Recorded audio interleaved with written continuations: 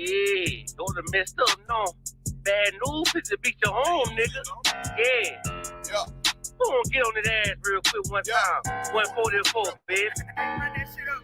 They said you get on, you gon' represent. I said, of course. Soon as they trade that beat, I ride that bitch just like a horse. She about to go dumb, yeah, bitch, me whole court. You ain't know they call me Obi-Wan. I go with the force. You gon' ride, yeah, of course. Get it lit up like a torch. You either low or this Lord, so that bitch is either or. Yeah, I know them niggas ain't cut like that. I swear I'm to our core. Wait up, let me make a call right quick. I'ma start another war. I was hurting when she left, but I don't care about anymore. I need a Vaseline like my Nina Puffer bar. Took a Zach, watch the dark. Matter of fact, like the dark. Any problem, let them come. We gon' snatch they soul like Shane Shaw. Put them out of service, keep them tools like Miss Harvey. Try to hold me, it's way too late. I'm headed straight to the safe. Throw that one up like a trophy. I'm that nigga, ain't no debate. Told them boys we taking notes. Call them up like set the date. This shit a piece of cake. Yeah, my bitches came from Whole Foods. Told them put on that top 3. Then bring me my house. Don't make excuses, make moves. These niggas ungrateful, gotta show them UPK rules. I'm making like I can't lose. They said you get on, you gon' represent. I said, of course. Soon as they trade that beat, I ride that bitch just like a horse. She about to go dumb, yeah, bitch, the whole part. You ain't know they call me Obi-Wan. I come with the force. You gon' ride, yeah, of course. Get it lit up like a torch. You either low or this Lord, so that bitch is either or. Yeah, I know them niggas ain't cut like that. I swear I'm to our court. Yeah, I just got off the call. I'ma start another war. Spit a plate up with my niggas, get your knife and your fork. He ain't locked in with the count and when you speaking to me for. Yeah, I just took the floor. Ain't no cowards in my campaign. They can't stop the campaign. Tell them bring the champagne. They know I'm a champion. They can see the outcome. Get them niggas bad, got them tied down and out there. You can't do with them steppers. Niggas been down since day one. We run up the bands, bitch like Dylan. They say you get on, you gon' represent. I said, of course. Soon as they trade that beat, I read that bitch just like a horse. Yeah, about to go dumb, yeah, bitch, we whole part. You ain't know they call me Obi-Wan. I come with the force. You gon' ride, yeah, of course. Get it lit up like a torch. You either low or this low, so that bitch is either or. I told you niggas, you ain't cut like that. I swear I'm to our car. And I just made it call. We gon' start another war. Yeah.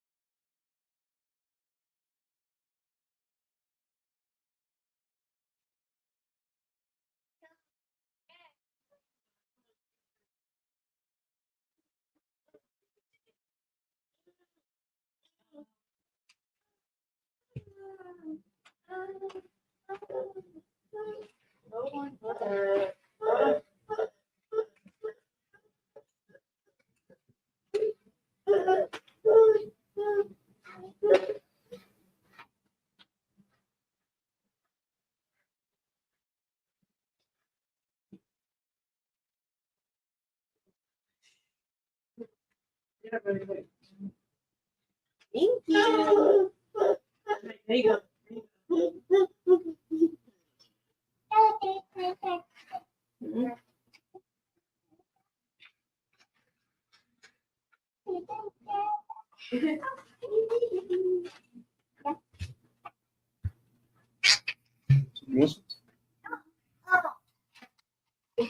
Uh-oh. Sorry.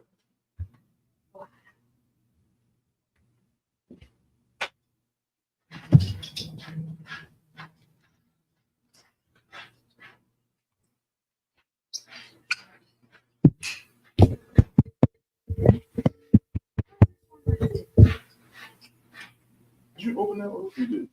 Huh? You already what? Over one. So,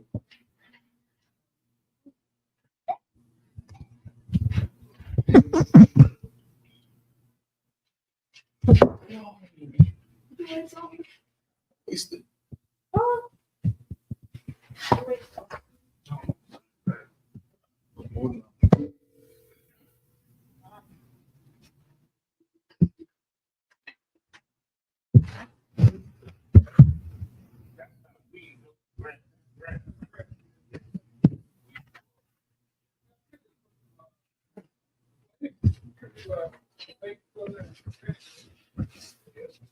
Oh, this one not pretty, the same at home.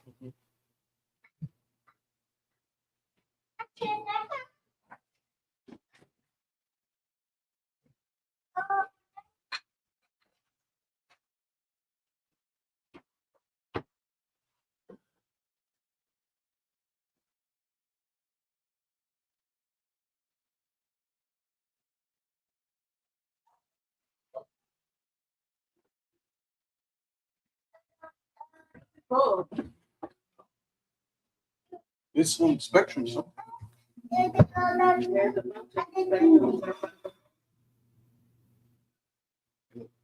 No, it's Spectrum, so. Sis, what's on Christ?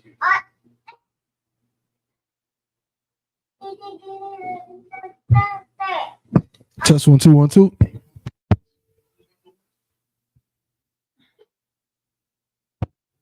Test 1 2 1 2. There we go. Salakia. You see where we're at here. Our audio. And Kosh, if you're tuning in, I sent the link to you.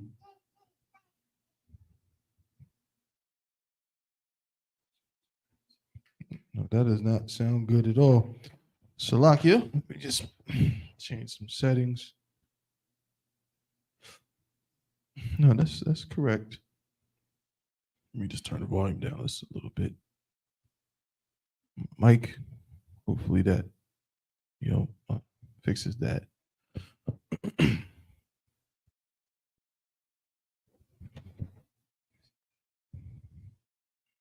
God, that sounds a lot better. A lot better. All right. Most High in Christ.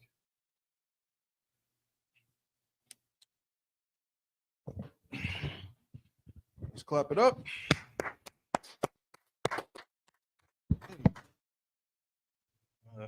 I'll leave it alone for now, but usually how I set up the room is different.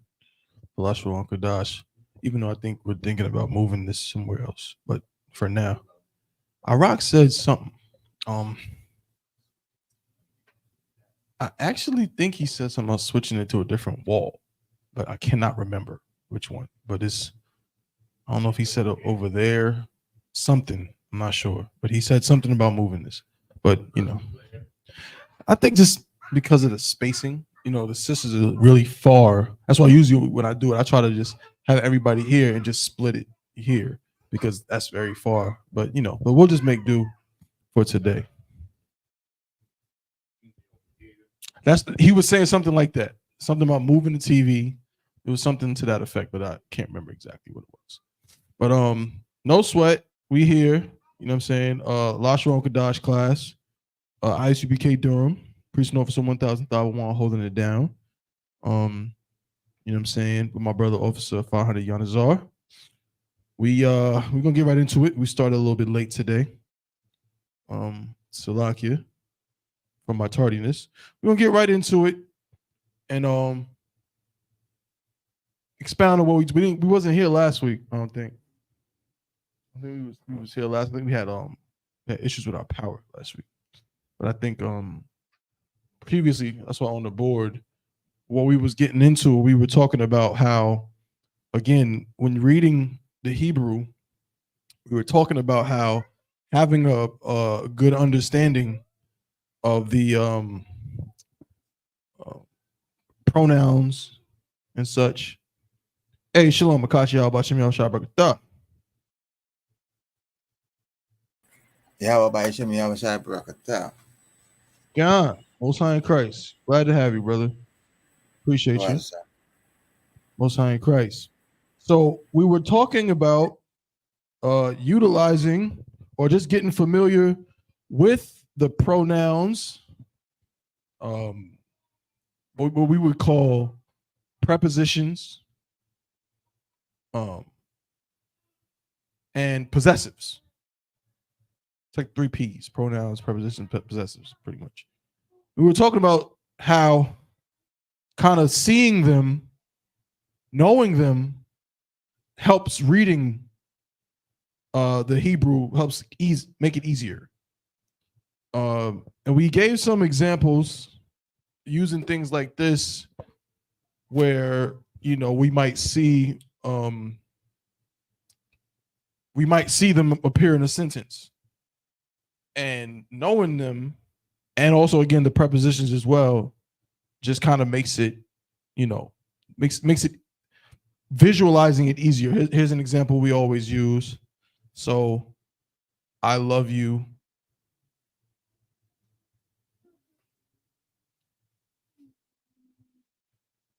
In English, in Hebrew, I'm actually going to write it out in Hebrew. I'm going to write it in Assyrian.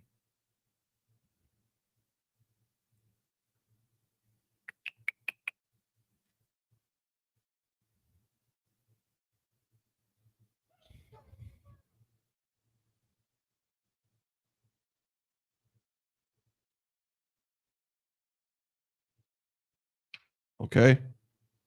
Now, first things first, and what I mean by this is recognizing the kind of the like couplets or the things that go together, so that way we kind of know how to read it. Because even this word right here, so this is Anya, right? This is one word, it's separated. But then we might see this a ha, a ba, a ya, and a ka. How do we know that this isn't abayak? A lot of brothers and sisters, but brothers might be in the Sabbath service, and it might occur to them when seeing this combination of letters to say aha bayak, right? There's obviously many other ways, but as we always say, the most simplest, best way to go about it, if you don't know, if you're in the Sabbath service and you got to read it, and you're reading it and you trying your best just to get it out, pause, and not make a fool of yourself, the best thing to do is sound everything out except the last one. Just connect the last two. We talk about that many times. So if I was a new brother in school, this is my first time being called up in the Sabbath service to read. I know all the letters and their sounds, but I don't know every word. I don't know every word. I don't know every inflection. I don't know every preposition. I don't know every pronoun. I don't know every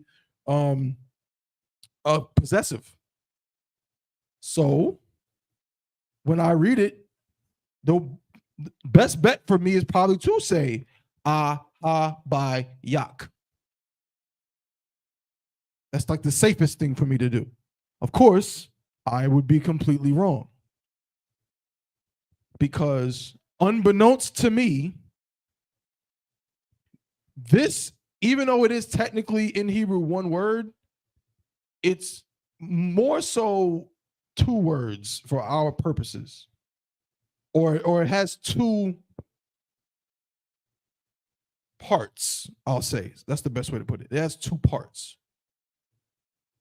Ahab, this word, this by itself. So Anya, as we see, means I or I am. So Anya is I. Ahab is a root word, particularly a verb, which means love. But as a young trooper, I didn't know that. Right? This part at the end, this yaka, specifically the ka part. The ya is 2 things. It's a buffer, and it just represents something that's kind of plural. When you're dealing with either a verb or a noun that is, represents something that's not necessarily singular, you're going to get a ya at the end. But for our purposes, it's a buffer to make things just smoother, right? But focus on the ka at the end. This ka is the part that means you, right? How could that be? How could this ka be you when right here we see that you is a th? Somebody make it make sense. How could this be? That's one question I have. Why is that? Why is this ka at the end you?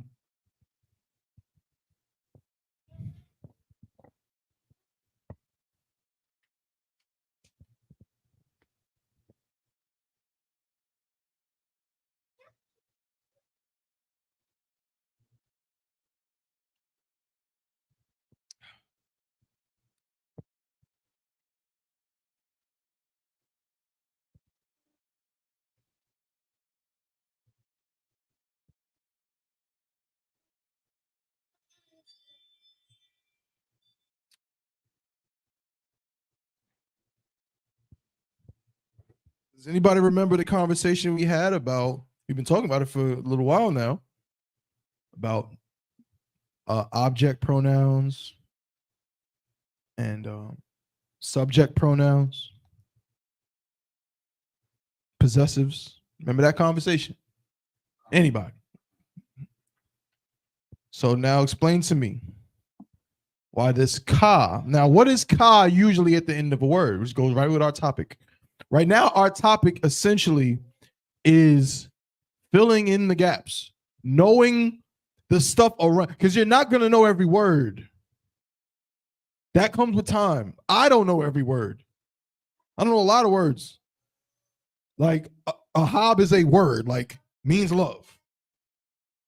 There's other words that just they're a noun or a verb, and that's what they mean. They're what we call root words. So I need definitions for root words. Go ahead.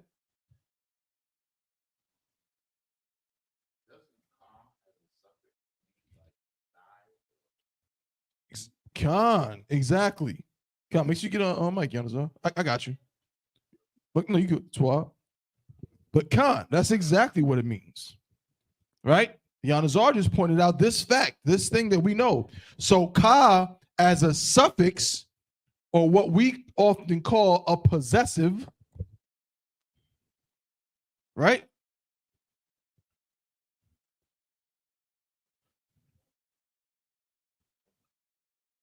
There's a lot of them, so I won't write all of them.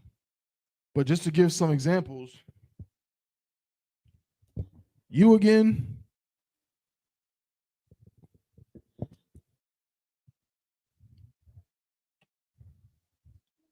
get a life, no sweat. Not okay, we can go into all of them, but like Yanazar said, right? Ka at the end of a word. So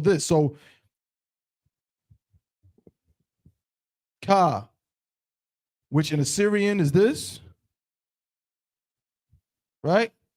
And then in ancient would be the symbol doesn't change in ancient, right? Ka is at the end, it goes at the end of a word. So possessives at end of word, right? Ka at the end of a word, move it down, means, now remember, we use the word possessive because often it's used as a possessive pronoun. Okay. It's often used as a possessive pronoun, second person, singular possessive pronoun. So it would be like your,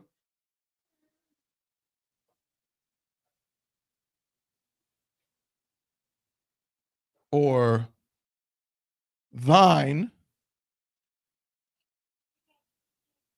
right? That's what it usually means. But it also works as an object pronoun for you. Right? So Akash Kar Baba Kushad, just give me the definition of an object pronoun. We're not going to go too deep on this particular part of the subject because we want to again focus on is just the fact that knowing this is the thing that knowing this just helps you reading because, like I said, you're not going to know every word, every root word. You good? Okay. Most High in Christ. Oh, Most High in Christ. You're not going to know every word, right? But if you know the stuff around the word, it'll help you later on to fill in the blanks and fill in the gaps when you're trying to speak. You understand? Akash Kar, you got that? Can, sir. Read. In linguistics, an object pronoun is a personal pronoun that is used typically as a grammatical object that directs or indicates the object of a verb. Right. Okay. Short end of that, or the short answer there is simply in a sentence that might involve two people, right, or an object. The object pronoun is used to describe the thing that is being acted upon, whereas a subject pronoun is the thing that is responsible or doing the action. So if I say,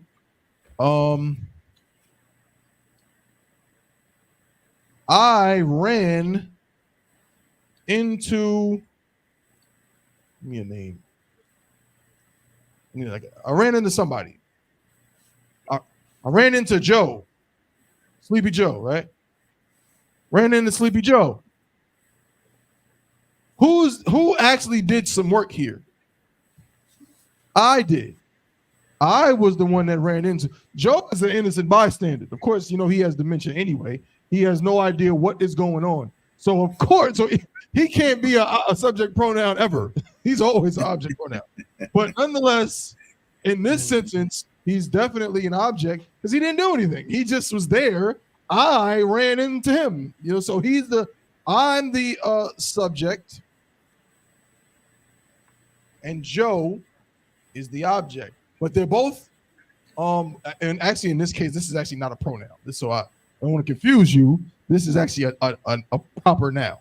But if I was to say I ran into him, so if I could say, hey, I saw Joe Biden yesterday. Yeah, I ran into him.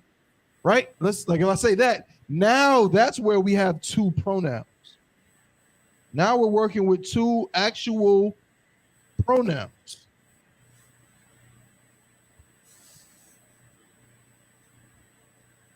I ran into him. Pause. So, two pronouns, but one is what? One is a subject and one is an object. Now, again, notice without us going too far down the rabbit hole here, we already did that a few weeks ago, but notice again that even in English, there's some separation or some differences between an object pronoun and a subject pronoun. Because if I was to say, I ran into he, that would be improper. That would be incorrect. I ran into he. That's not right. Okay? It's I ran into him because in English, the object pronoun, the third person singular masculine object pronoun is him. The third person singular masculine subject pronoun is what? He. And the third person singular masculine possessive pronoun is what?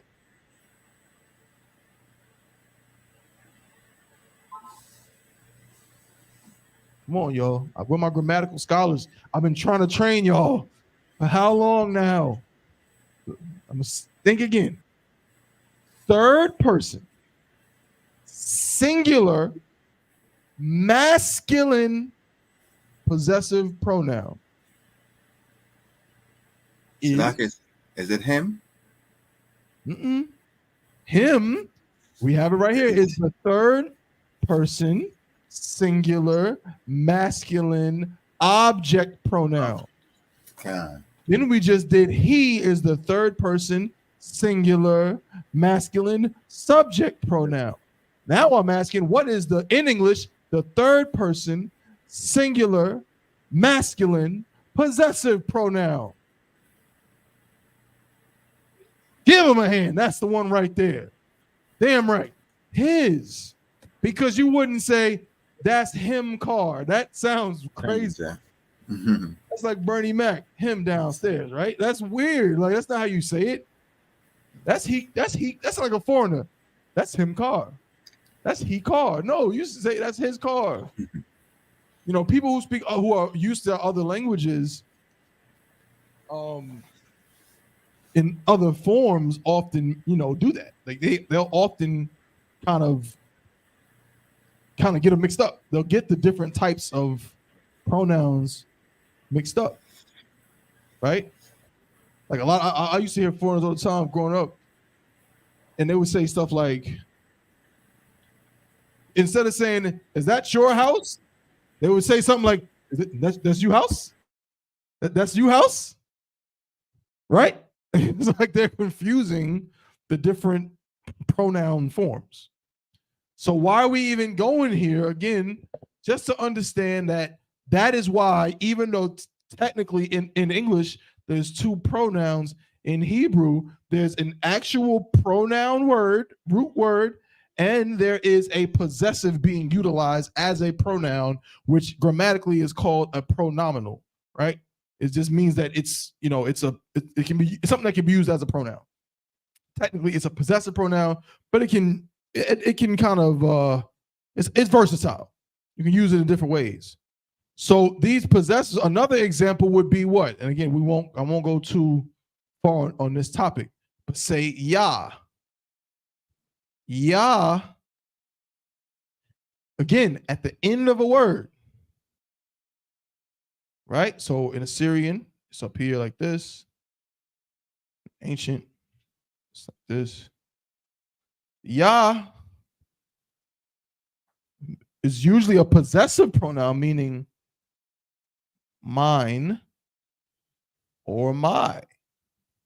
But sometimes it is also what? It is also an object pronoun. So now, since we know all the different third person singular masculine pronouns, what is the first person singular object pronoun?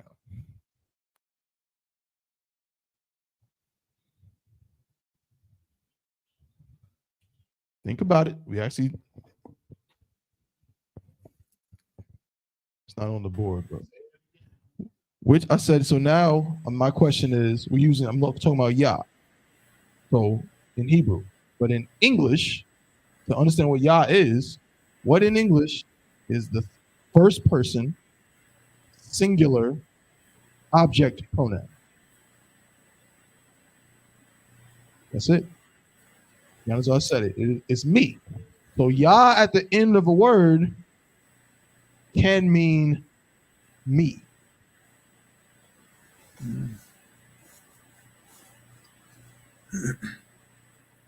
One example.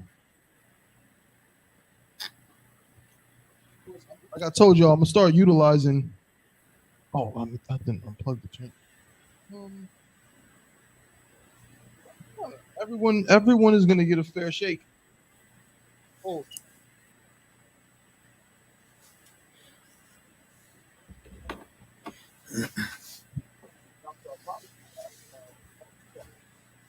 I'm not gonna. I got the remote right here. Yeah, I got the remote right here.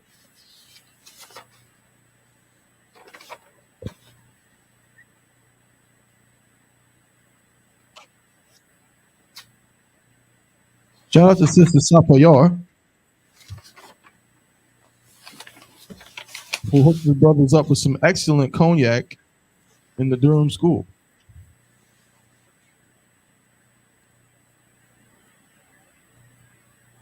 Wow. Right.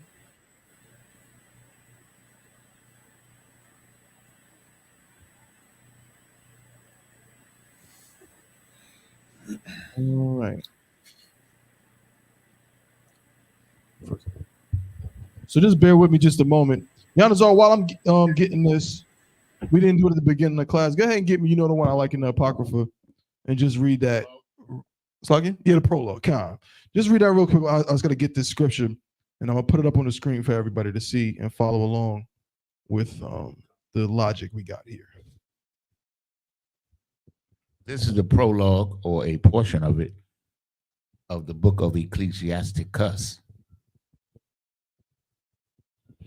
to the intent that those which are desirous to learn and are addicted to these things might profit more, much more, Salakia, in living according to the law. Mm-hmm.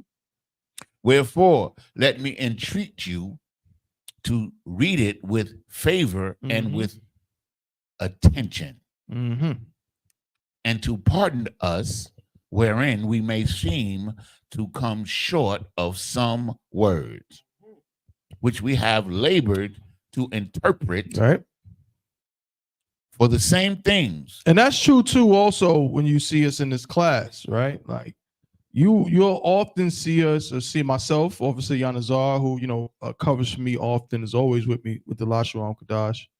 You know what I'm saying? We'll talk about things and break things down to the best of our ability, but we don't always, we can make some mistakes. There's some words or whatever that I might have said, okay, this is the word for this, and I come to find out, Salak, there's a better word to use depending on the context and things like that. So just keep that in mind. You know what I'm saying? Now, again, I'm not trying to tell you not to believe me when I tell you how to say a sentence. If I tell you that it's Anya Ahabika, believe me, but just know that we are laboring with these things. We're constantly working in group chats, dealing with General Q, dealing with Officer Hazahab, you know what I'm saying, trying to get the proper understanding, dealing with the scholars to really nail down this language. You know what I'm saying? So I just wanted to point that out, but go ahead.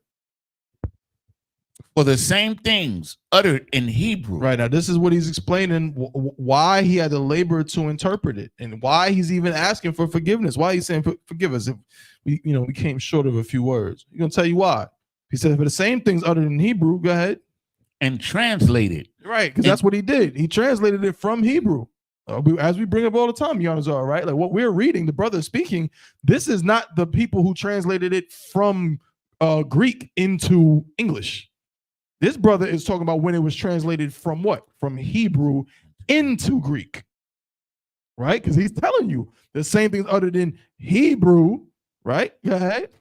And translated into another tongue. Right, now it's been transferred from Hebrew into another language, into another tongue. In this case, Greek. Go ahead. Have not the same force in them. They don't have the same force in them. Okay? That's important. So that's why we go through all of this, because it's not the same force. We want to get to the nitty-gritty. We want to get down to brass tacks. We want to understand what's going on. So we got to go to the original, to the source. Go ahead. But not only Salakia,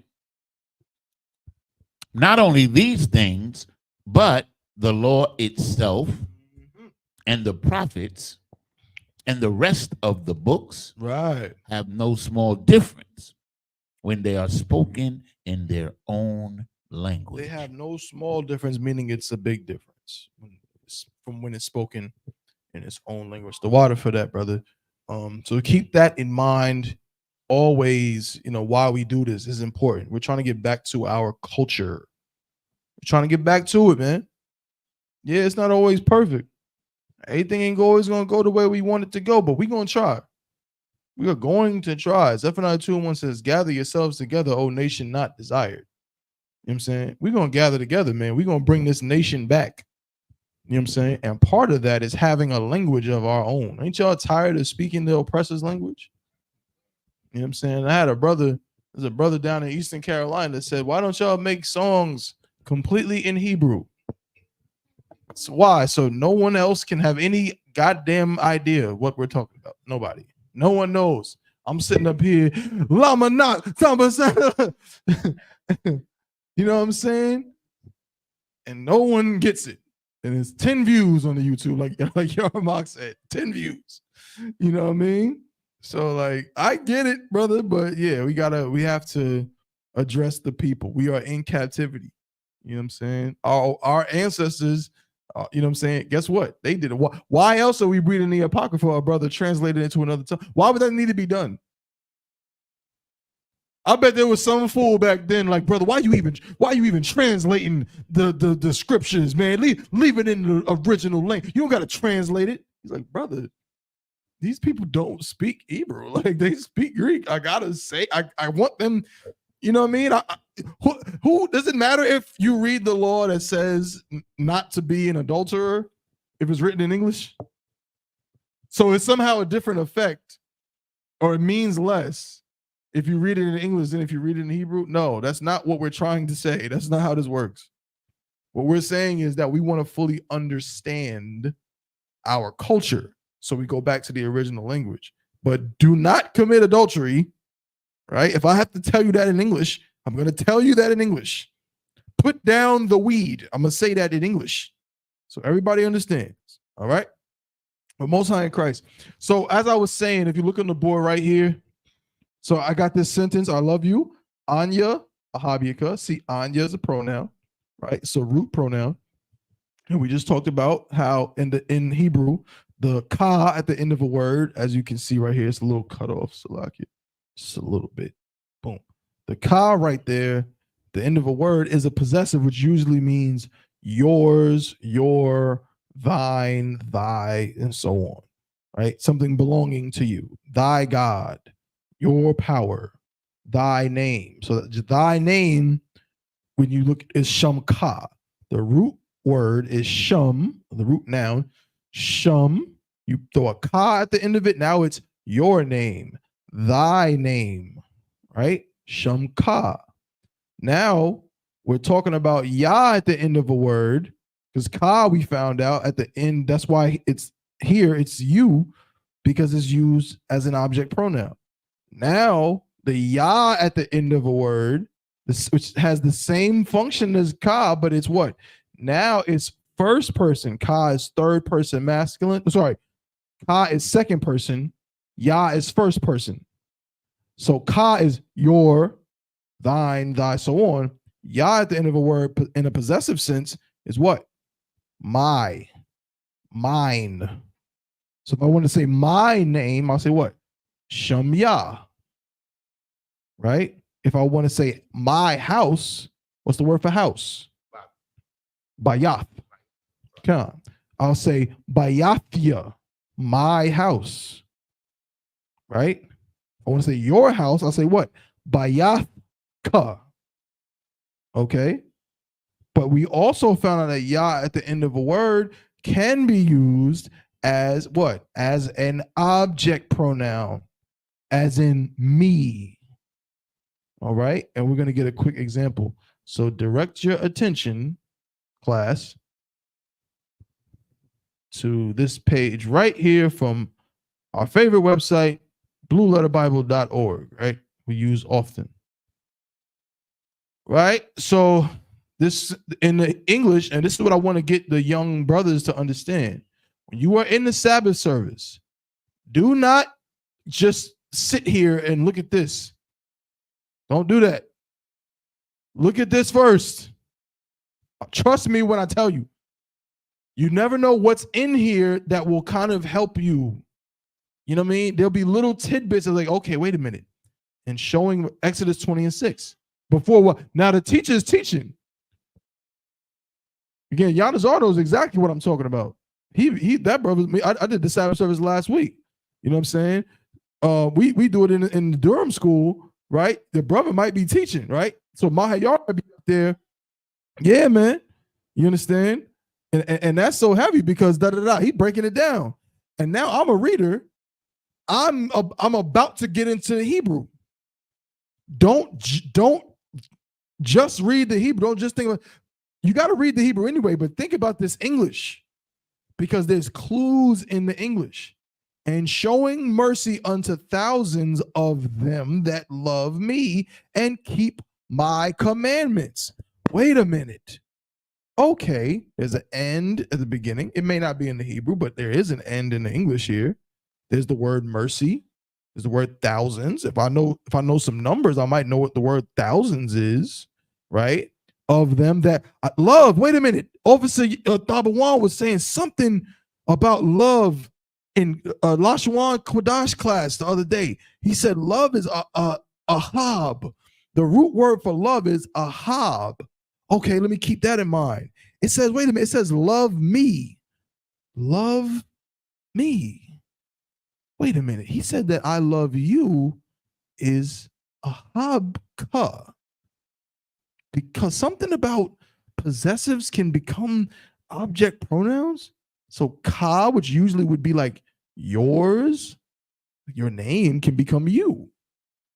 Well, wait a minute. Ya at the end of a word is like my car or my name. So maybe ya at the end of a word could be like the same thing and turn into me. So I'm gonna look out. Is it gonna say ahabia? I don't know, but maybe. And keep my commandments. Well, my commandments, I know for sure there should be a ya at the end of that, because I know that ya at the end of a word is a possessive that means my. Well, go ahead and read. Go ahead and read, Trooper. Oh, snap. It's on me. And now I got to read.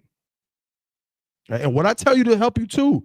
Now, again, for the purpose of this exercise, I'm not going to go down to the interlinear like I want to. I'm going to just use this, right? But look, if I read it now with that knowledge I have in mind, I'll say, Wa Aisha, there's that end.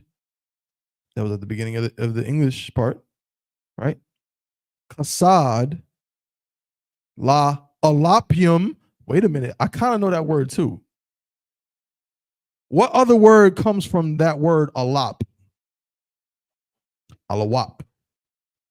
It's a word that it's used to mean thousands. It means a lot. It's talking about a lot of cattle, right? It's somebody who's in charge, because they're, at this time, if you had thousands of cows, you're the boss.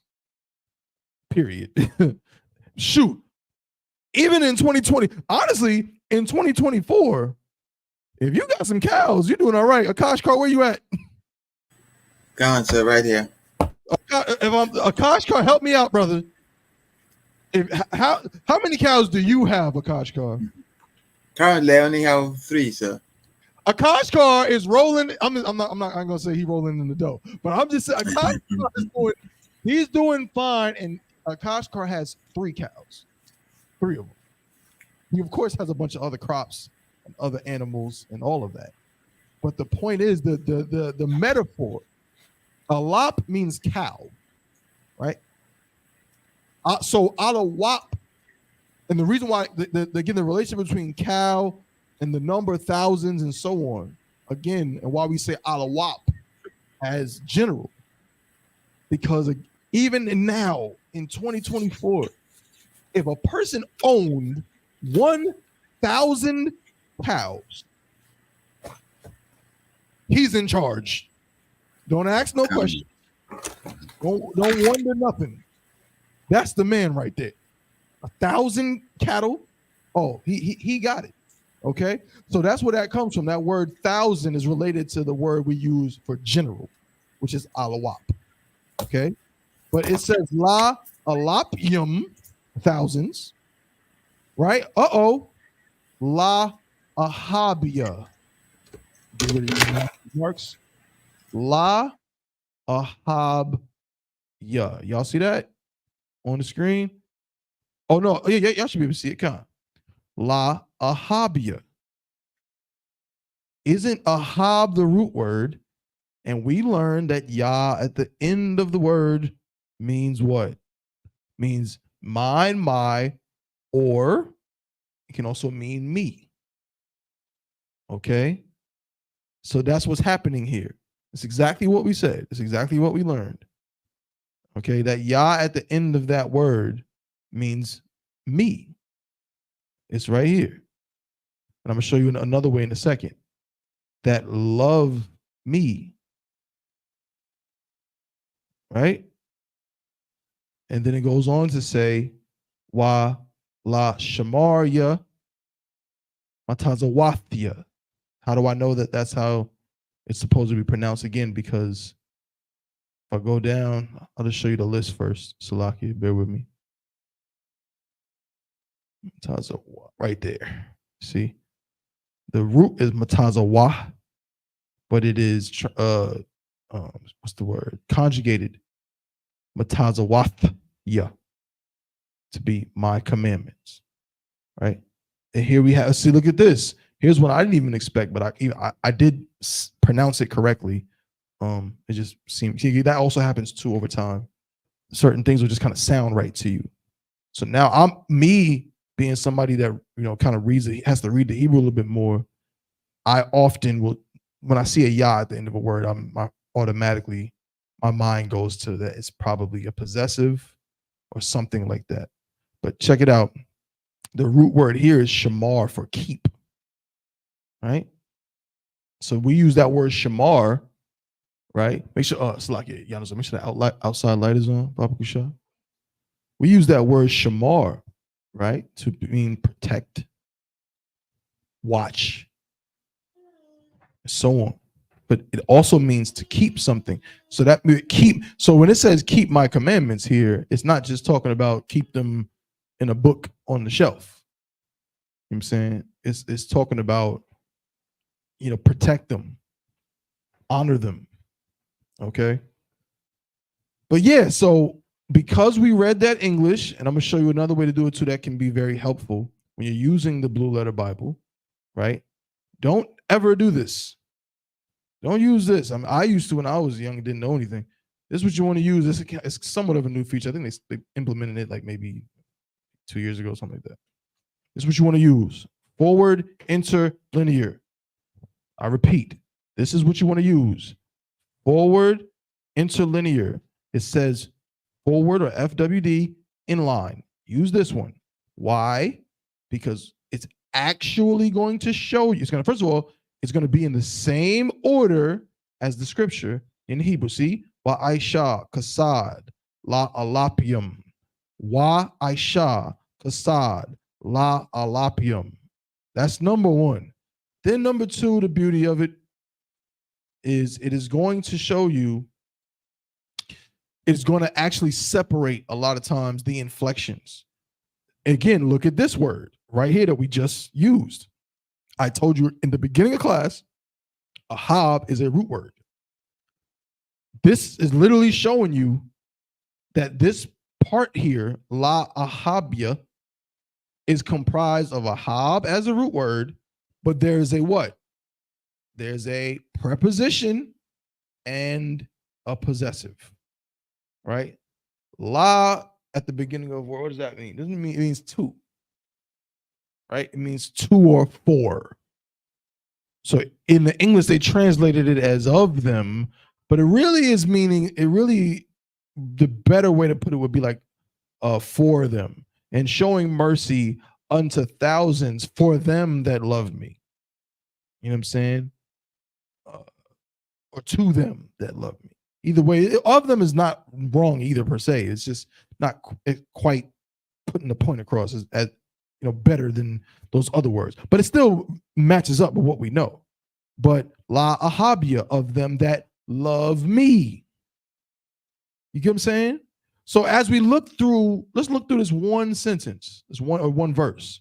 See all these slashes? These are where the root word, this is the root word at the bottom. Let me show you the root word down here. But you will easily see that, again, a large chunk of what's being read is actually not root words. It is the stuff around it. It is inflections. It is possessives. It is prepositions. It is pronouns, and so on. Okay. So we want to get these things in mind because we want to be able to say a sentence. If I can say I love you is Anya Ahabika, I might be able to say I love her. I might be able to say that.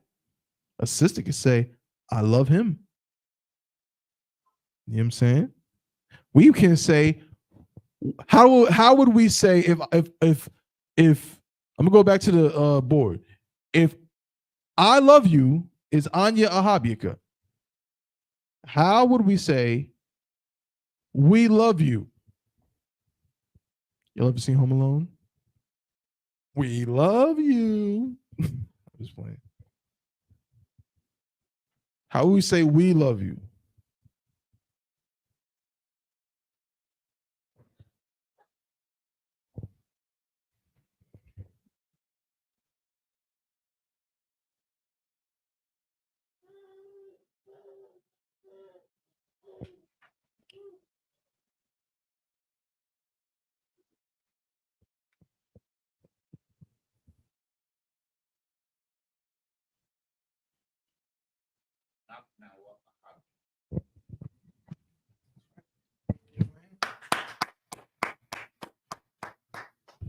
Whole sentence, just like that. Anak nawa ahabika. Anya ahabika. I want to tell my brother she loves you. Hawa ahabika. No, that's pause. Haya Hawa. Good night. Haya ahabika. You know what I'm saying? That's how that goes, man. Plug and play all day. Let's get another example. Man, I like working with these different, again, these inflections, man. We're basically learning how to conjugate things, essentially.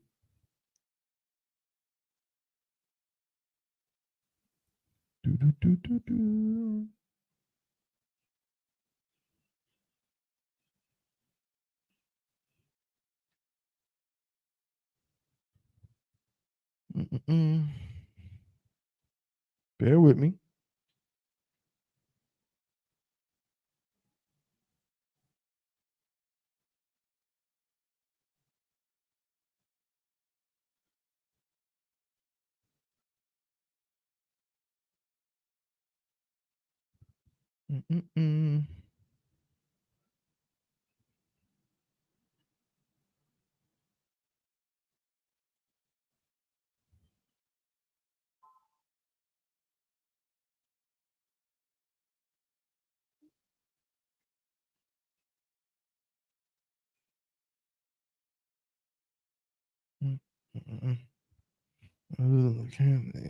Let's speak it right.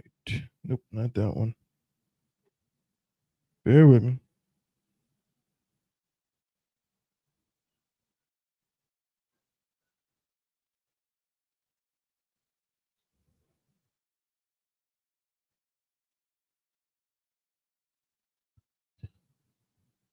Oh no, we'll do this one.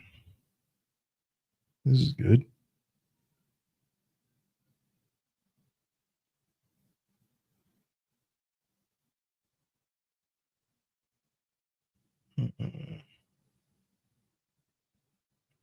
I want what's that word?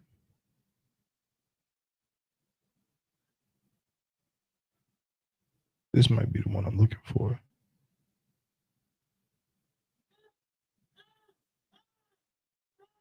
God, that's the one I'm looking for. Right there. Found it. Give me, we're gonna go to it. You don't gotta give it to me. I'll just go to it on the screen. We're gonna go to the verse right after this. Exodus chapter, it's gonna be right before Exodus chapter 20 and verse 5.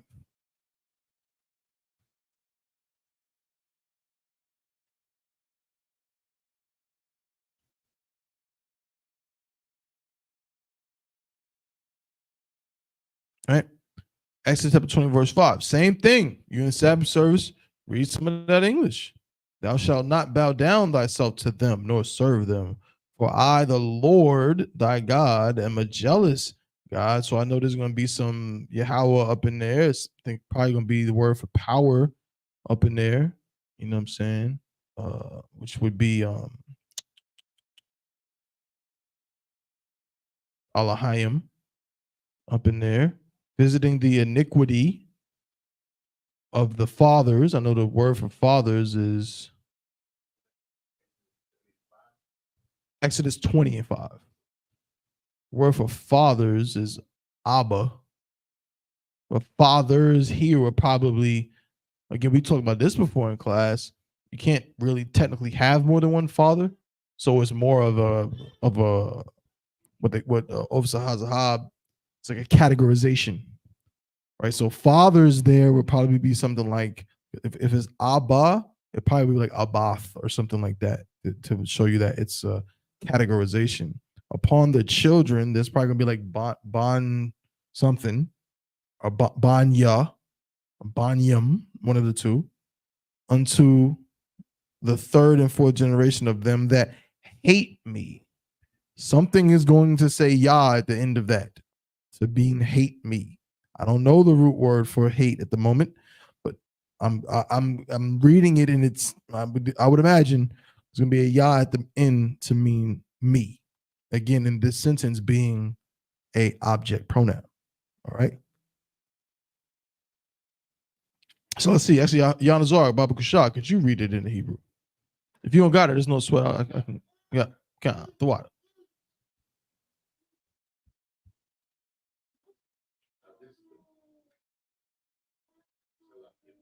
Fantastic. Okay, this is the book of Exodus, chapter 20, and verse 5 in the Hebrew.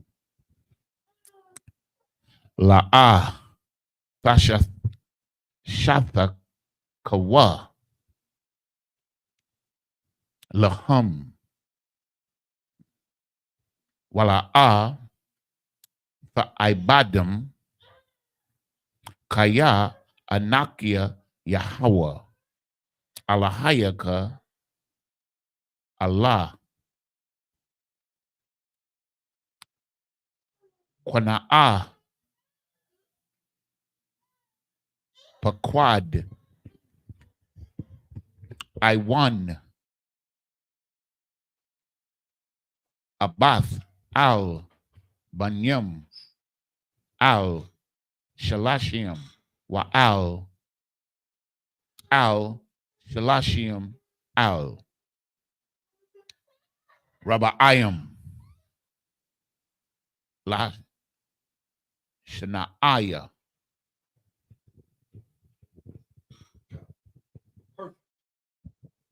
Right? That last part. La Shanaaya. Shanaaya.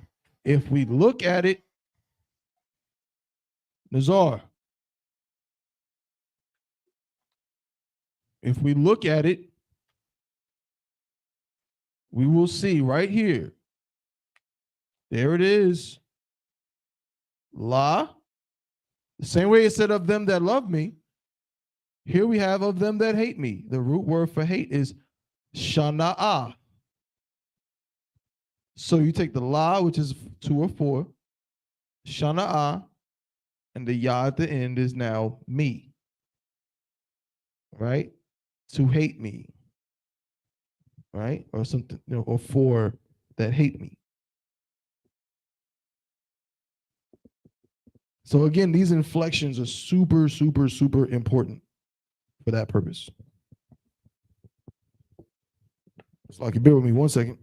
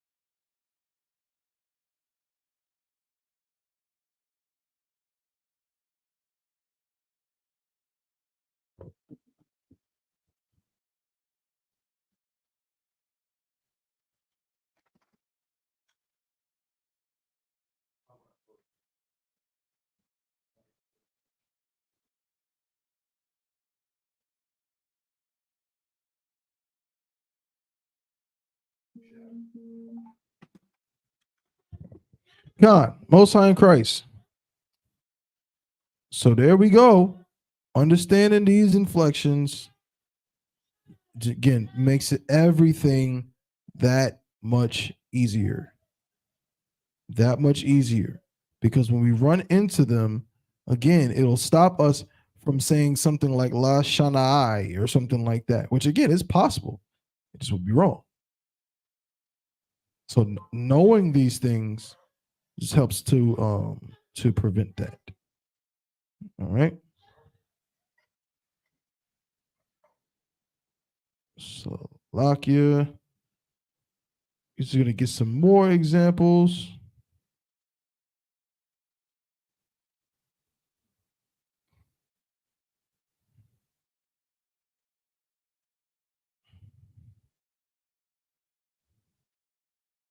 Let's choose a different, let's go with a different word and use that as an example.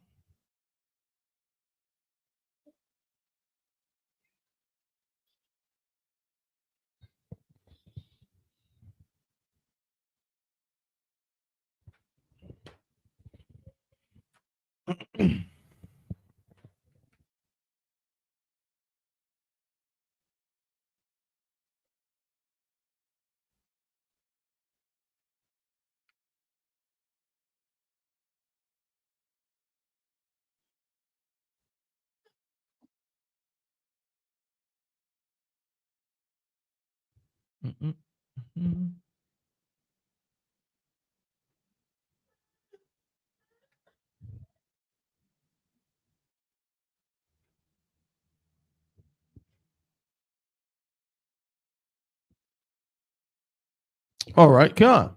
This is just another example of just utilizing this, even in the ways that we know. It's not always going to be a an object pronoun. Sometimes things are going to function exactly how we're used to them functioning, but we just got to be ready for them, and it'll just help us.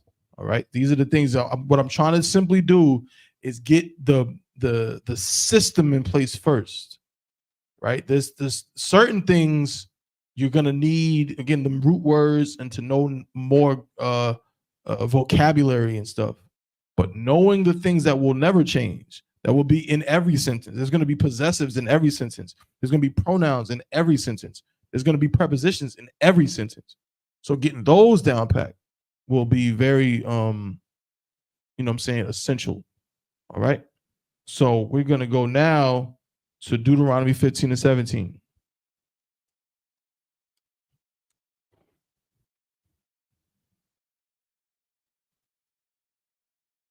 All right. I'm going to read it in the English. Deuteronomy chapter 15, verse 17. Then thou shalt take an awl and thrust it through his ear unto the door, and he shall be thy servant forever. And also unto thy maid servant thou shalt do likewise. This was like a somewhat of a ritual we did, or tradition, just to represent, you know, almost somebody that kind of worked for a family or something, like indefinitely. They chose to be, which was a thing, you know what I'm saying? At a certain time, right? But this is what this scripture is talking about. But notice that it says, then thou shalt take an awl and thrust it through his ear unto the door. He shall be thy servant forever.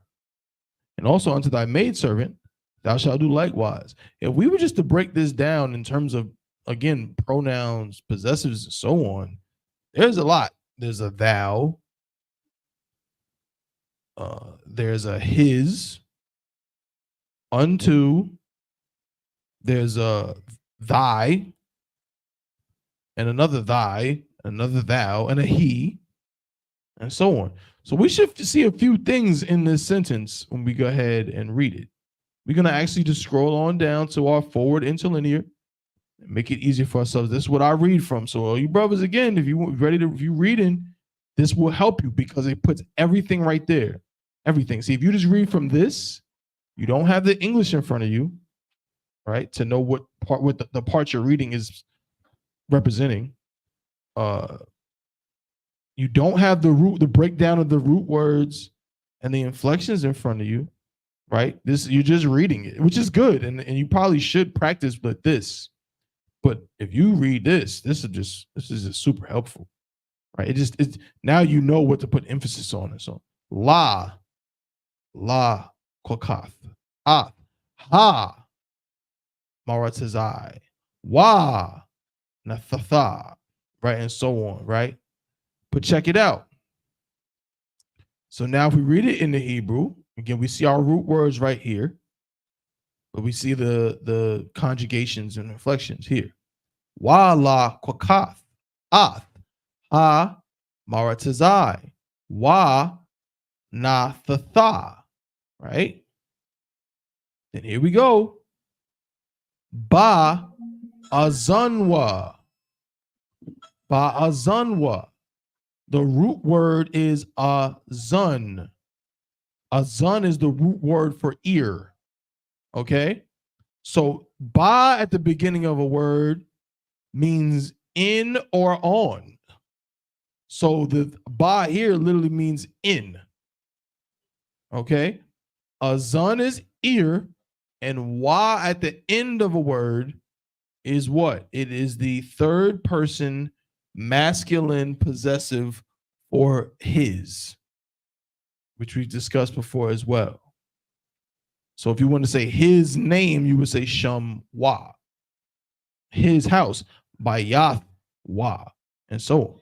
So to say his ear is Azan Wa. Okay? It's not Az and all. Azanawa. Because again, a brother might see, because again, check this out. If a brother doesn't see this or have this in his mind, he'll just see this. Where is it? He'll just see this.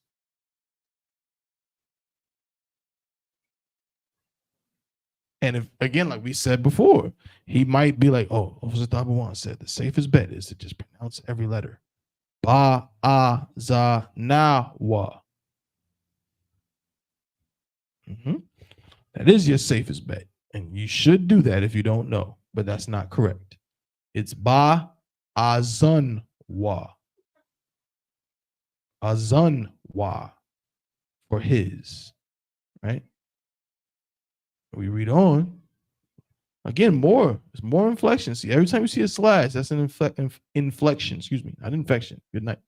Inflection. Wa, ba, dalath. We know the word dalath. We know the word dalath, right? Where we know the word dalath from?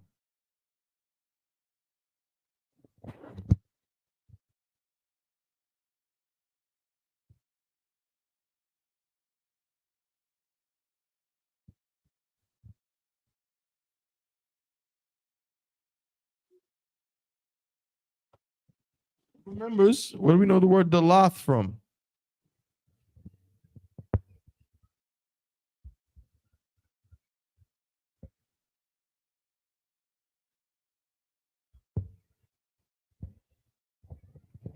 We know the word dalath from Slakia,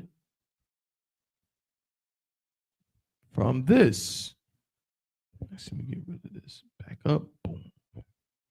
I remember this app. We've been using that. We use this sometimes. Very cool little web app. Love it. Let's increase the size. Pause. Here we go.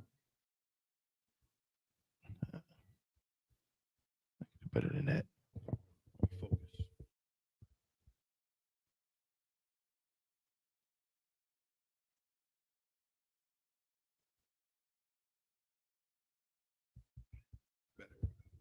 Not perfect, but this symbol right here.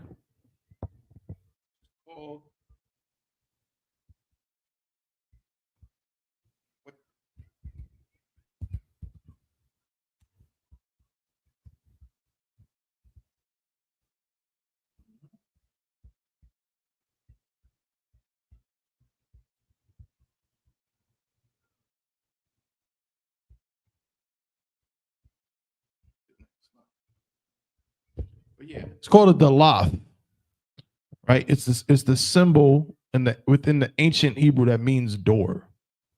Okay, and that's the symbol. This symbol, right? We got. Sorry, we got. We got. We got.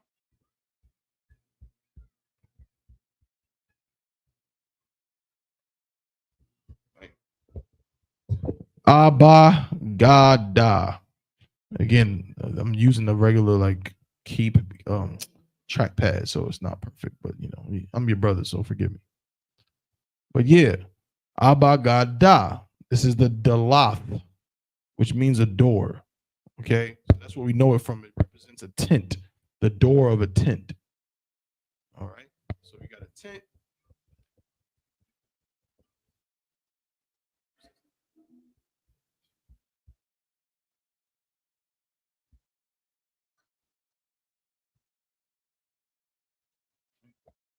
If you got a tent, actually, right here, the entrance will be like this.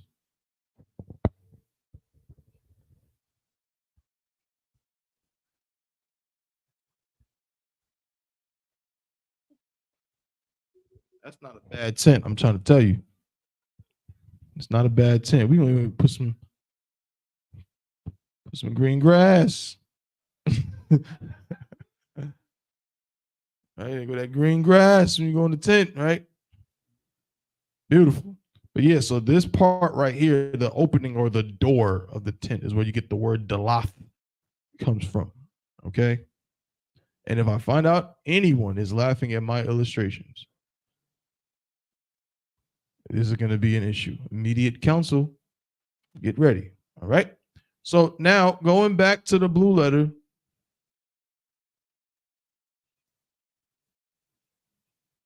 Slakia.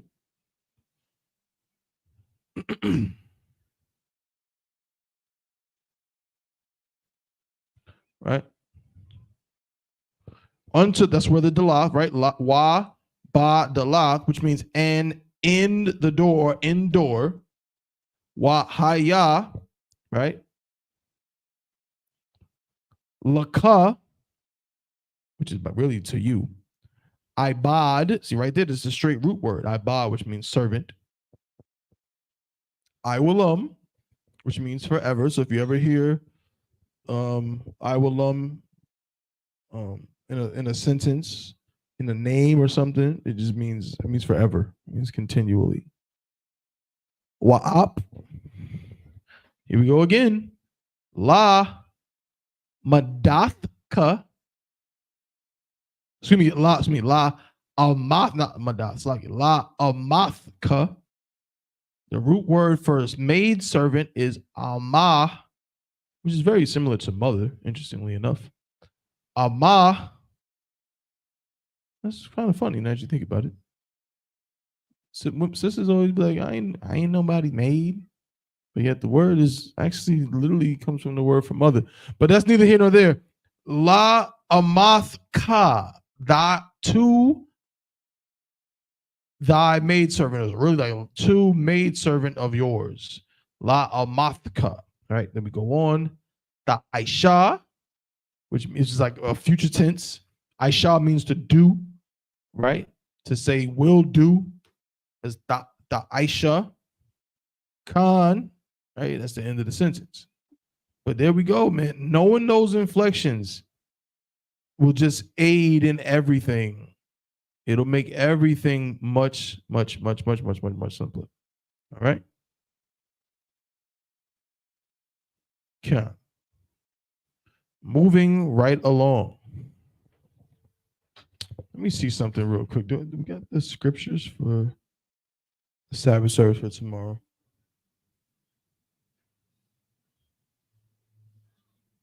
Until it changes. Pardon me.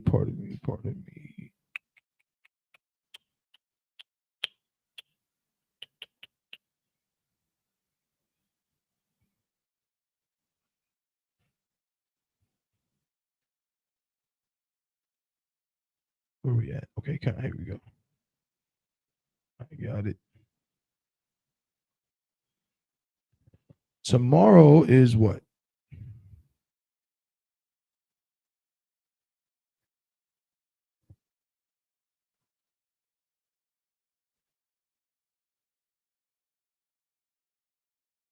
Tomorrow the 24th. Yep. Tomorrow the 24th. So we'll be at Genesis 18, 17. All right.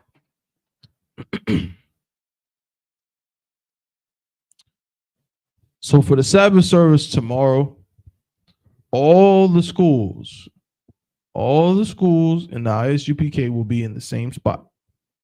It'll be at Genesis chapter 18 and verse 17. Okay, that's where all the schools will be. All right, so we're just gonna read a little bit of Genesis chapter 18. Okay, start at verse 17, and we'll read a little bit of that. Of course, if anybody has any questions, even if it's off this particular thing, please go ahead and ask your question. All right, but let's go to Genesis. Let's do it. Let's go to Genesis chapter 18.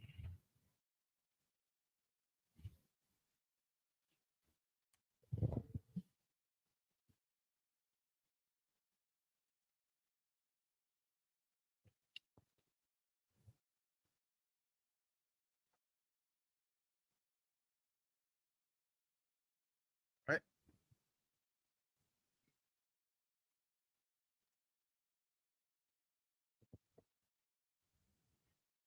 Right. So Genesis 18 and 17.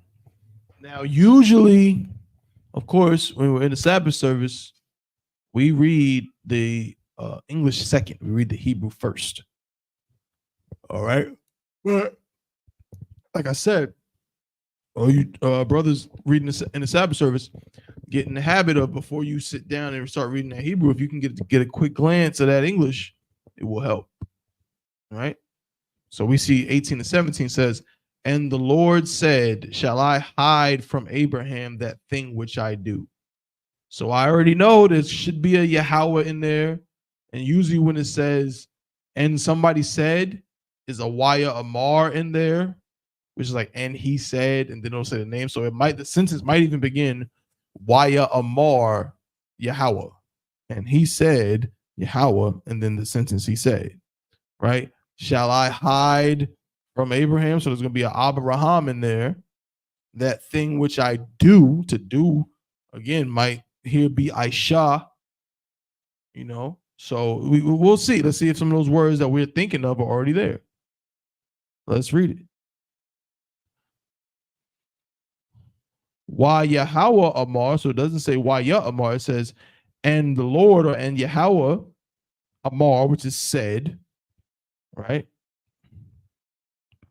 Why Yahweh Amar, ha, ma kasa,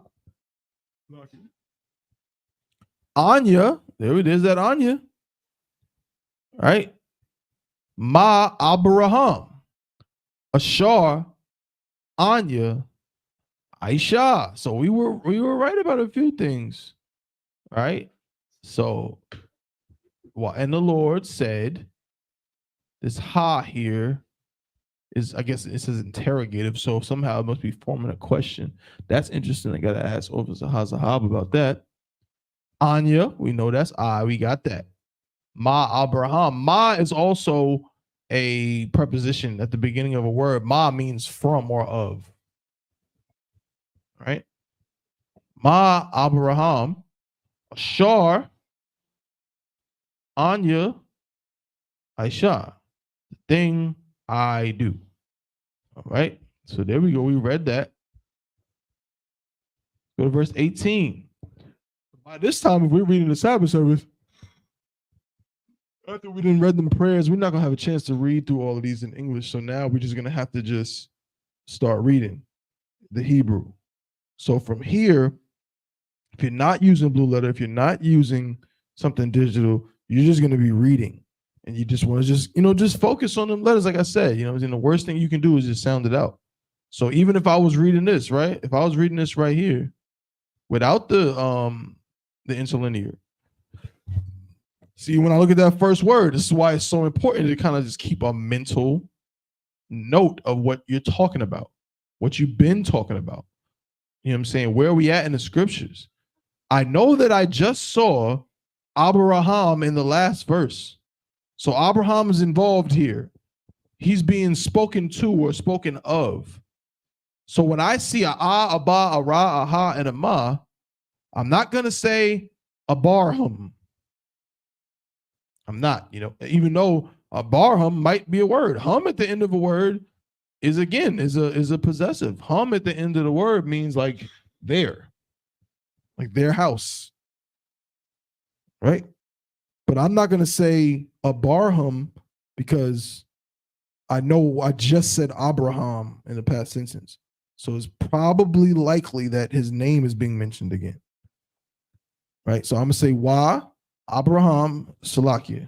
Bear with me.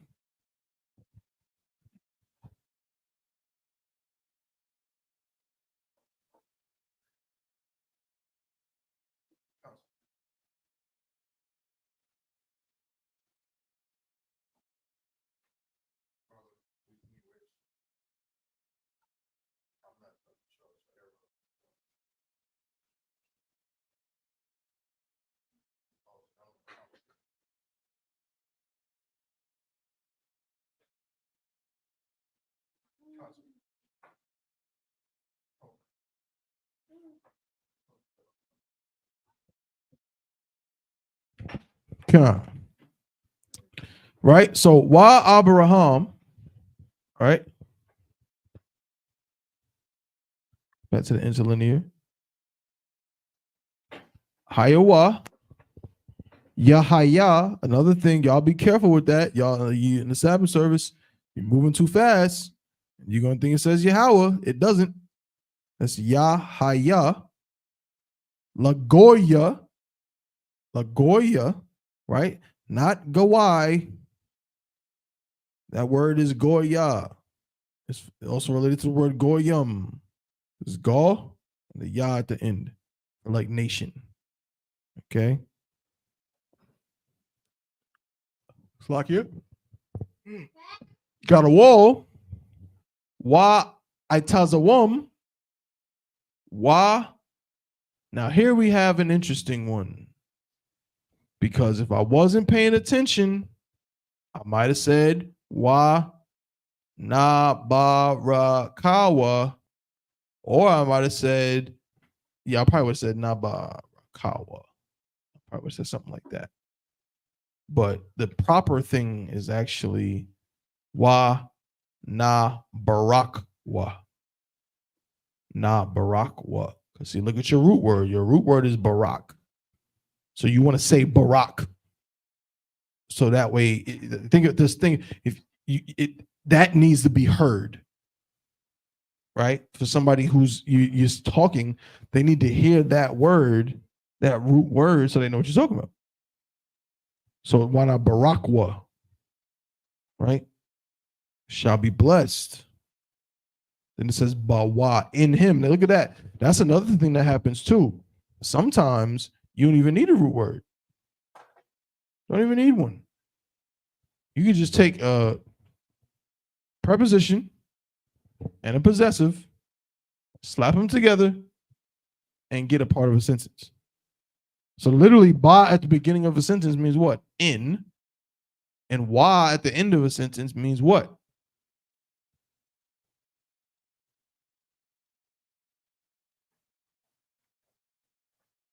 What does wa mean at the end of a sentence?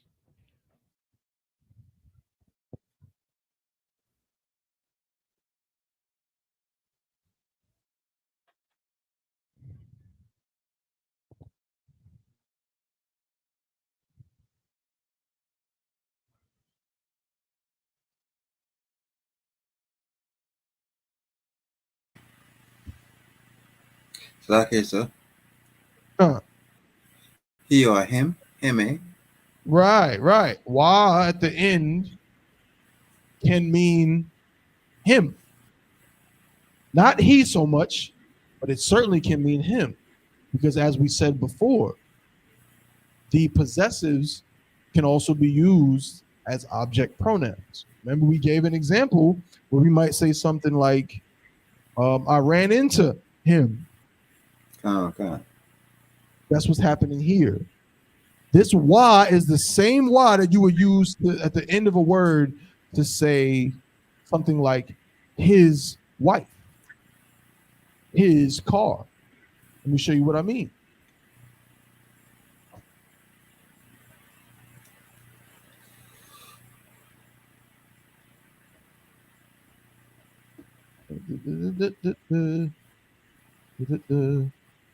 With me.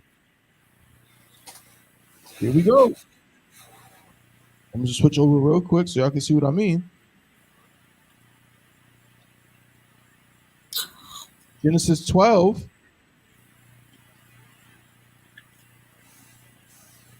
In the book of Genesis, chapter 12, verse 17.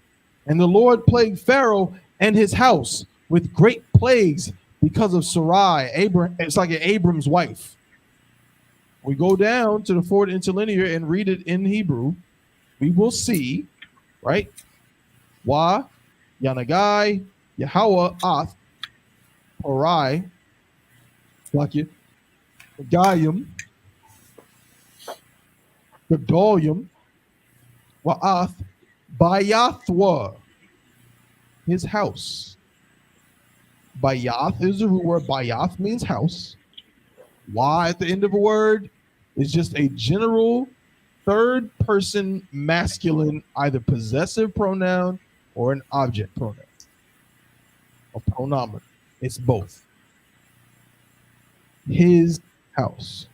Here, it's a straight up possessive. Bayathwa, his house, or house that is his, or house of his. House of him. If we go back to Genesis 18, same inflection at the end, just used in a different fashion. Bawa, in him. But never mind this bow nonsense at the bottom. It's not the pronunciation. Okay? In him, Bawa, Cal, Goya, Ha'aratiza. Y'all following me? So, Akashkar, Baba Kushah, do you have the Blue Letter Bible open on your phone over there? But I can open it, sir. Come on, Baba Kushah, open the Blue Letter Bible, go to Genesis 12 and 18, and I would like you to read it in the Hebrew. You got it.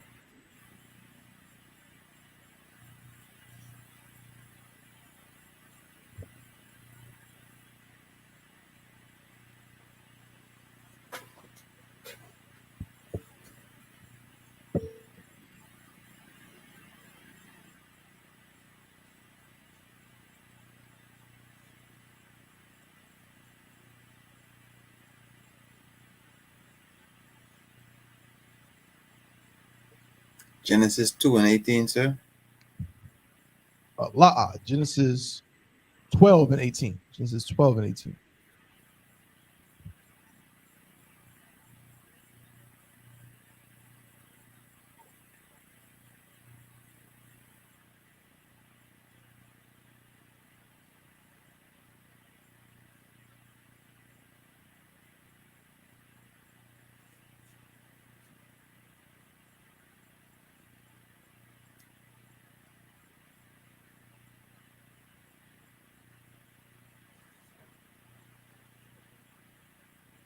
So like I said, I have a little issue here because I don't have my glasses with me. No sweat. Yanazar Baba Kushah. Genesis 12 and 18 in the Hebrew. Okay. This is the book of Genesis, chapter 12 and verse 18 in Hebrew. Wayakwara Parai Abraham. No, Abram. Khan. Why ya Amar? Khan, you gotta be careful because Yeah. he's not Abraham yet. Right. Most times, Right? He's Abarum. We actually read it in the Sabbath service last week. He's not Abraham yet. He married Hagar, had Ishmael. All of that happened before he was Abraham. Before the Most High had a conversation with him and said, I'm going to make my covenant with you. He had already done all that other stuff. All right? So keep that in mind. Go ahead. Abram. La Abram. Abarum. Abarum. Abarum. Abarum. Yeah. Why ya Amar Ma Za'ath Aishiath Laya. There we go. Another one. We just talked about. No root word, just a preposition and a possessive being used as an object pronoun. Unto me. Layas, to me. Go ahead. Lama La'a Hagadath Laya Kaya Ashathka Your wife. Hawa'a.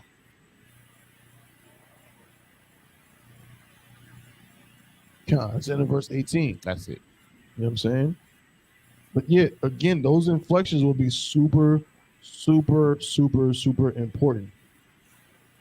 You understand? To make everything flow, make you understand it, make you know what you're talking about. You need them inflections. You need them prepositions. You need those possessives. Okay? Just get familiar with them. We'll do one more and maybe do some vocabulary for the end of the class. Right? So let's go to Genesis 12 and 19. Again, if you get a chance, read the English first. Why saidest thou, she is my sister?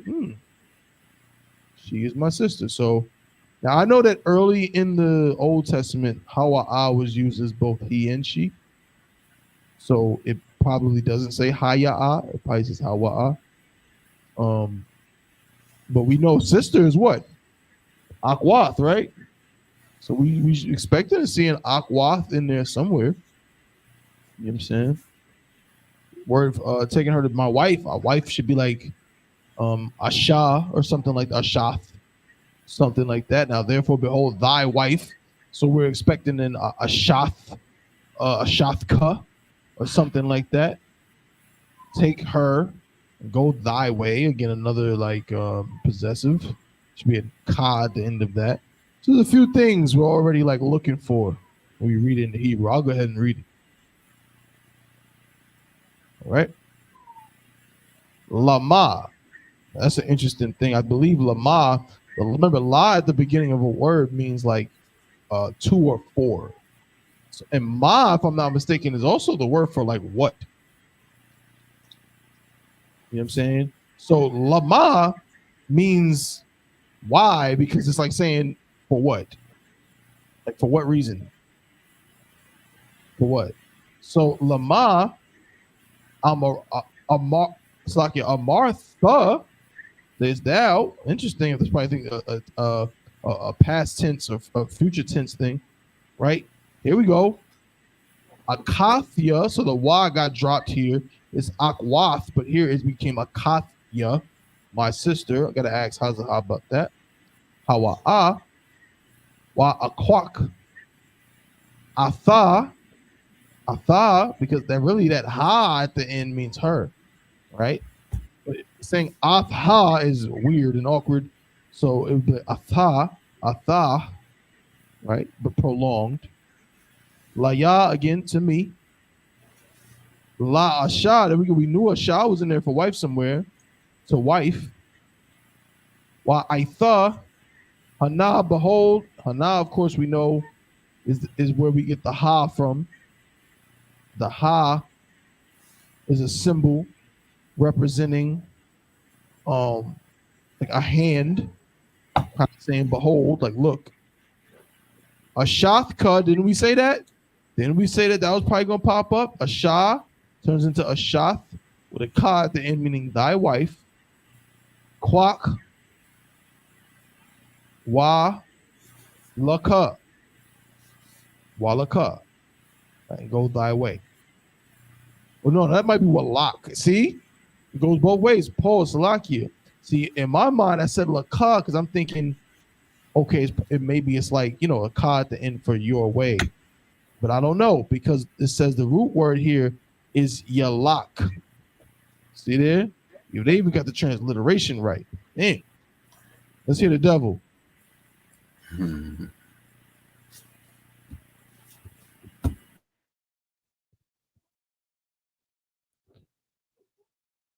All right, listen. Do not ever say yalak. Don't say that. But again, it could have been worse. It could have been worse. It's not yalak. Yalak. No, it's yalak.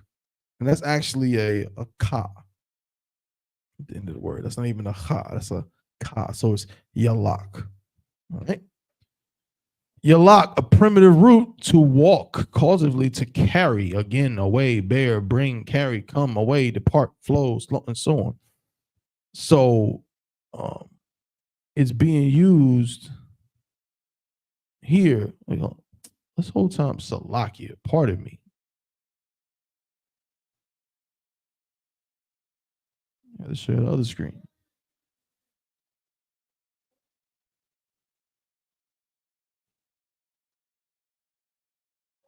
I knew something was wrong. I'm over here reading the wrong scriptures. I'm over here reading the wrong scriptures. Salakia, but yalak is the root word. Salakia. Good night. I had put this up here to read another part, and I forgot to go back to 18. Good night. So if y'all mess up in the Sabbath service, Salakia. Don't sweat though. This is going back to Genesis chapter 18. Let's go to verse 19, I think. I think that's the one we should be going to next. Let me see. Let me just check with the chat and make sure that this is correct.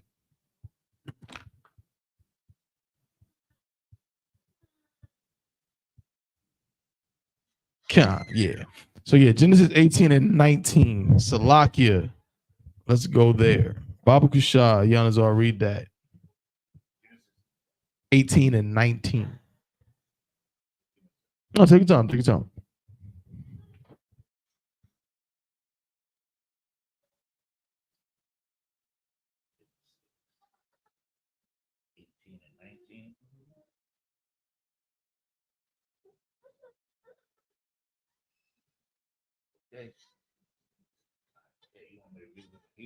Mm-hmm. Read the English first and then Hebrew. This is the book of Genesis, chapter 18, verse 19 in English. For I know him that he will command his children and his household after him, and they shall keep the way of the Lord to do justice and judgment, that the Lord may bring upon Abraham that which he hath spoken of him. Yeah, so again, a few things. I know him. He will command his children. Him they shall keep. Lord, Abraham. Of him, there's a few things we can look at, but likely to see a few things. If we see that him, we're likely to see that Y at the end of a word, right? Abraham, obviously, we're going to see Abraham. See that capitalized Lord, that means probably some Yahweh's up in there. A few other things. Children to begin would be like Banya, something like that. Especially it says his children. I'm expecting, when I see his children, I'm expecting Banya. That's literally the word I'm expecting. And so on, and they shall keep the way of the Lord. We might see Shamar. Remember, we learned that earlier in class. We saw keep being the word Shamar earlier in class. So we might see that when we read this in the Hebrew. Again, just get your mind on the point of trying to get some clues ahead of time. So when things come, you expect it, and now you have a better chance of pronouncing it. If we're already knowing that there's a possibility that there's a shamar in here as a root word, then when we see that combination of letters, a sha, a ma, and a ra in the right spot, we're more inclined to not go Shamara blah blah blah blah blah or wah blah blah Shamara blah blah blah blah. We're gonna say wah da da Shamar ka Shamar ya Shamar whatever. All right, so keep that in mind. But now, Giannis, I'll go ahead and read it in the Hebrew Babakasha. Okay, this is the book of Genesis, chapter 18 and verse 19 in Hebrew. Kaya yada Aithiawa Lama'ain Ashar. Right there, yada Aithiawa, right, is I know him. Again, why at the end being used as an object pronoun. Okay, go ahead. Khan. Ashar Yatazawa Af Bunyawa. I did not say that. Did not say that his children. I knew his Bunya was gonna be in there somewhere. So his children again. That wa at the end. His Bunyawa. His children. Go ahead. Wa'ath Bunyathwa. Bayathwa. We just learned that one. We just did that one for another scripture. Bayath is what? House. Wa at the end is third person, singular, masculine. His house. Exactly. It's either a possessive pronoun or an object pronoun. One of those two. And here is being used as a possessive. His house. Go ahead. Akaryawa. And right after my brother Yanazar, man, that brother, he's used to reading it. He looking at it and okay, when I see that wa at the end with a ya, I'm saying Yawa. You know what I'm saying? Certain things you get used to. But literally, two words right next to each other are using the same inflection, the same possessive in different ways. In Bayathwa, it's a possessive pronoun. Right here, Akaryawa, it's a what? It's an object pronoun. Akar is the root word, means after. Okay, Akar. Remember we the same thing with Ahabyaka. That ya is just usually more of like a buffer again, because you can say Akarwa. Akaryawa sounds better, and after is not a singular word. It's like a plural word. So you got to have a ya because that makes it. It's like continuity. It makes it plural. All right. So continue, Yanazar. Well, Shamarwa. Mm-hmm. There go to Shamar. There, see, I'm telling you, pay attention to those things. It'll be helpful. Go ahead. The rock. Yahweh. Like Aishawa. Tazadaka. Right. Why Shamarwa? Why at the beginning is end. And Shamarwa here actually is they. I don't know why it's using why here, but I mean I can ask Hazahab, but it is still definitely a again an example of a possessive being used as a pronoun. Go ahead. It's a Darak. Go ahead. Yahweh la Aishawath. Tazadaka. Wa Mashapat. Right. Shapat actually means judge. Right? So Mashapat is the root word for judgment. Think about that. Now just think about it. What does ma mean at the beginning of a word? From. What do you get from a judge? Judgment. So ma shapat is essentially saying like from the judge or from a judge. So it's judgment. Read on. Lama'ain. Perfect. How about Ya'ah? Yahweh al Abraham. Right. I'll often you'll see in the scriptures, I'll often is just like on, upon, you know what I'm saying? To, I'll something. This is connected, you know. It's like a connecting word to mean like on, you know, again, or to, unto, and so on. Go ahead. Abraham. Ath, Ashar, the bar. Aliyah. Right. We hear that often too. Right. We often hear Aliyah That wah here again at the end is also same thing. It means him. That's in the Lord's Prayer, right? Mhm. Is that, I believe it is. I believe so. Mhm. Al Yawah. Right. Of him. Third person, singular, masculine object pronoun. All right. Any more now? We good with that? I think we good on that. No sweat. Most High in Christ. We pretty much. I'm saying we at the time. So are there any questions on the Hebrew before we go ahead and end it for today? Any questions in the chat? Kashkar, are you good? I'm through, officer. Most High in Christ.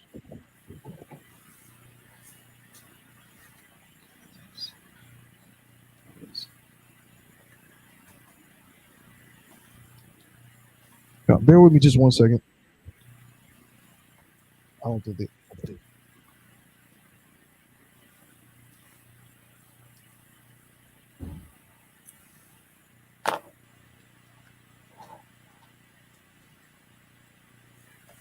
1 second.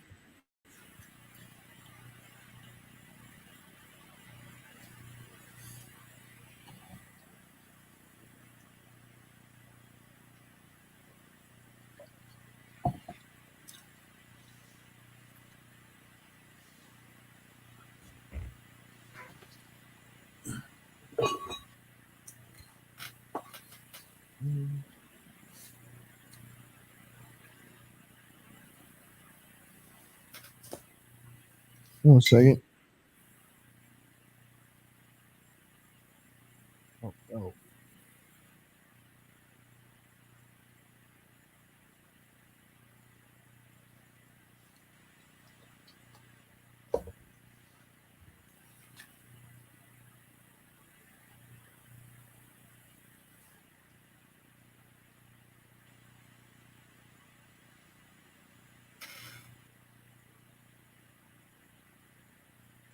Where is it?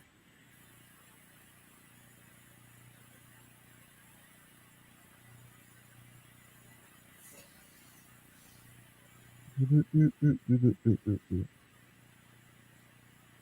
No sweat.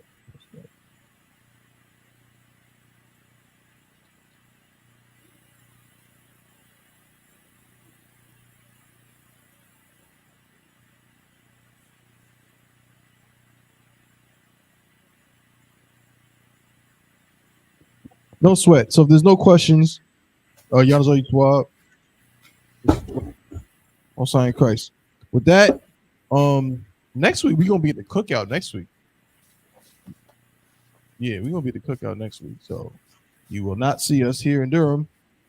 But no sweat. You'll see me and Yanazar in New York City somehow, some way. And we'll reconvene here in Durham, you know what I'm saying, after that in the following weeks. All right. But with that, I'm gonna pass the class over to Priest and Officer of 500 Yanazar.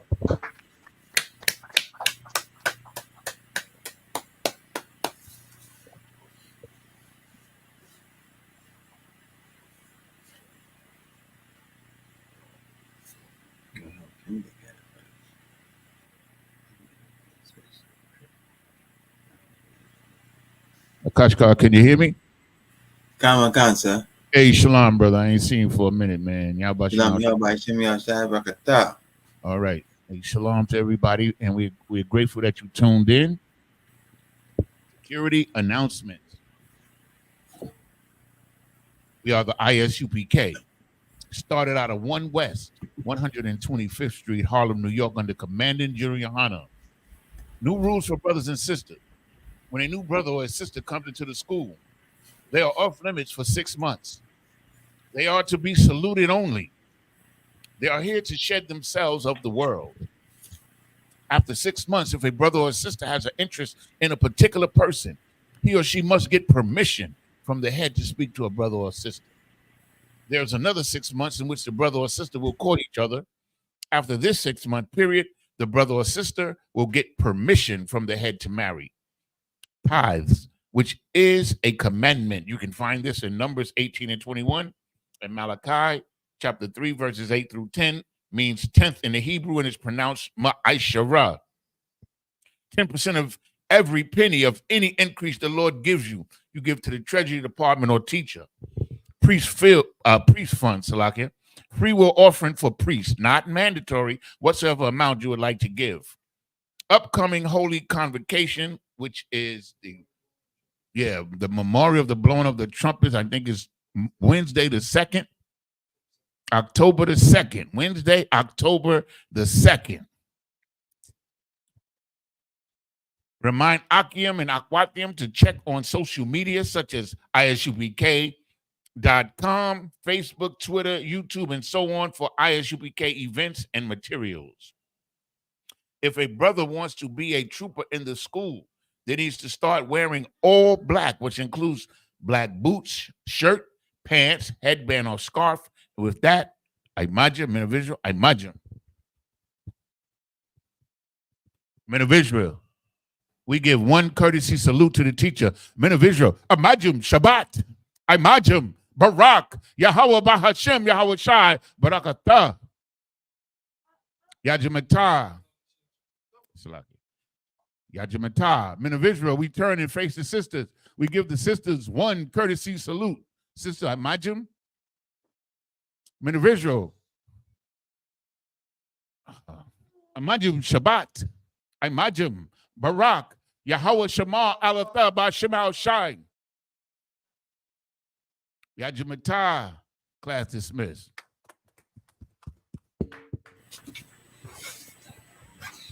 Hey, the water, Akash. The water for your class, sir. Yeah, shalom.